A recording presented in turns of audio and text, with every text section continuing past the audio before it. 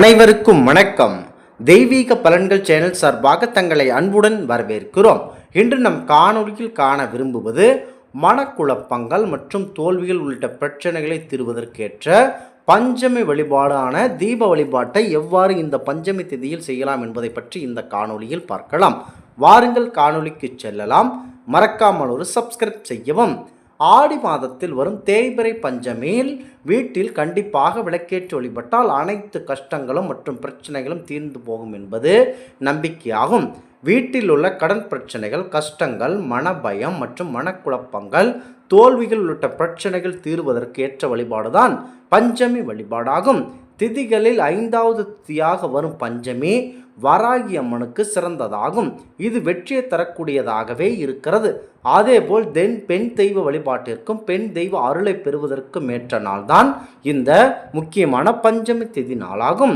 அம்மனுக்குரிய ஆடி மாதத்தில் பெண் தெய்வமான வராகி அம்மனை வழிபடுவது மிக சிறப்புக்குரியதாகவே பார்க்கப்படுகிறது. இந்த மாதத்தில் பரம்பொருள் சிவபெருமானை விட சக்தி தேவிக்கு அனைத்து விதமான சக்திகளும் அதிகமாக இருக்கும். அந்த வகையில் 3 சக்திகளும் ஒன்றாக இருக்கும் மற்றும் தேவி மற்றும் வராகி அம்மனை மிகப்பெரிய இதாக வழிபட வேண்டும். மிக விரிவாக வழிபாடாகவே வழிபட்டு வர வேண்டும். ஆகவே தேய்பிறை பஞ்சமி என்று வராகி அம்மனுக்கு எளிமையான முறையில் தீபம் ஏற்றி வழிபட்டால் நம்முடைய கஷ்டங்கள் விரைவில் தீர்ந்து போகும் என்பது நம்பிக்கை. இந்த குறிப்பிட்ட முறையில் கண்டிப்பாக ஏற்படுத்தப்படும் விளக்கு வழிபாடு மிகவும் சக்தி வாய்ந்ததாகும். இந்த விளக்கை வீட்டில் ஏற்றுவதால் அதில் வராகி அம்மன் வந்து அமர்ந்து உங்களின் கோரிக்கைகளை ஏற்றி அந்த கஷ்டங்களை படிப்படியாக விலக்கி கொடுப்பார் என்பது ஐதீகமாகும். ஆடி மாதத்தில் வரும் ஒவ்வொரு திதி, நட்சத்திரம், கிழமை என அனைத்துமே கண்டிப்பாக விசேஷமானதான். அதிலும் ஆடி மாதத்தில் வரும் பஞ்சமி திதி அதிக விசேஷமானதாக இருக்கிறது. இறுதியாக வரும் இந்த பஞ்சமி திதி கண்டிப்பாக அனைத்து சிறப்பம்சத்தையும் கொடுக்க வல்லது. பஞ்சமி திதி என்றாலேயே அது வராகி அம்மனுக்குரியதாகும். வராகி அம்மன் பார்ப்பதற்கு உக்கிரமான ரூபம் கொண்டிருந்தாலும் தாயை போல் இலக்கமான குணம் கொண்டவராக இருப்பார்கள்.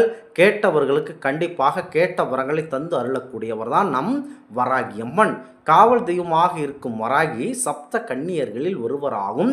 அம்பிகையின் போர் தளபதியாகவும் இருக்கக்கூடியவர் தான் நம்முடைய வராகி அம்மன்.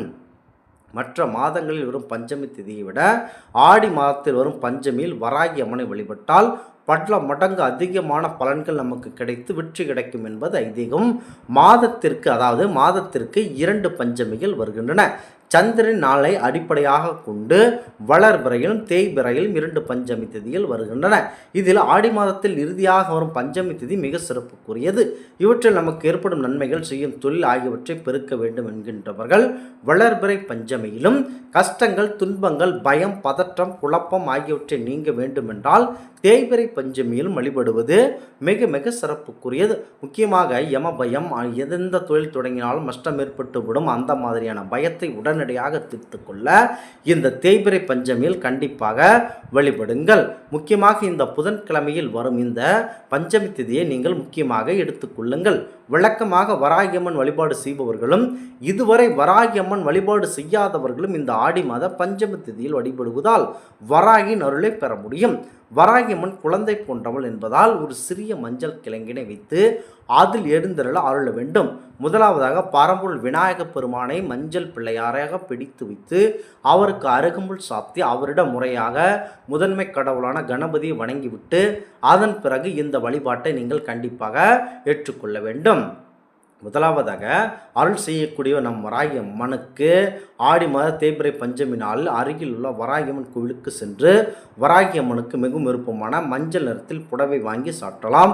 வீட்டிற்கு அருகில் வராகி கோயில் அல்லது சன்னதி இல்லை என்றாலும் வீட்டிலேயே கண்டிப்பாக வழிபாடு நடத்தலாம். கண்டிப்பாக இந்த வராகி அம்மனை இந்த நேரத்தில் கண்டிப்பாக வழிபாடு செய்து கொள்ளுங்கள். பிரம்ம முகூர்த்த நேரத்தை கண்டிப்பாக தேர்ந்தெடுத்து கொண்டு நீங்கள் இந்த வழிபாடை ஏற்றுக்கொள்ளலாம். இந்த நேரத்தில் வீட்டில் வராகி வழிபடுவதால் அனைத்து விதமான கஷ்டங்களும் நீங்கி செல்வங்கள் பெருகும். தேய்பிறை பஞ்சமி அன்று மாலை வீட்டு பூஜையில் ஒரு தட்டில் கைப்பிடி அளவிற்கு கல் உப்பினை பரப்பி வைத்துக் கொள்ளுங்கள். அதன் மீது ஒரு செம்பருத்தி இலையை வைத்து ஒரு சிறிய அகல் விளக்கில் நெய் அல்லது நல்லெண்ணெய் ஊற்றி வராகி படத்திற்கு முன்பு தீபம் ஏற்ற வேண்டும். அந்த தீபம் கண்டிப்பாக 5 முகமுள்ள தீபமாகவே இருக்க வேண்டும். பஞ்சு திரி போட்டு வராகி அம்மன் படம் இல்லாவிட்டாலும் அந்த தீபத்தையே வராகி அம்மனாக பாவித்து விளக்கேற்றி வழிபட வேண்டும். அப்போது உங்களின் கோரிக்கை அல்லது வேண்டுதல் எதுவாக இருந்தாலும் அதை அந்த தீபத்தின் சுடரை பார்த்து சொல்லுங்கள். சுடரை பார்த்து சொல்லுங்கள். இந்த விளக்கு குறைந்தது 1 மணி நேரமாவது எரியும்படி பார்த்து கொள்ளுங்கள்.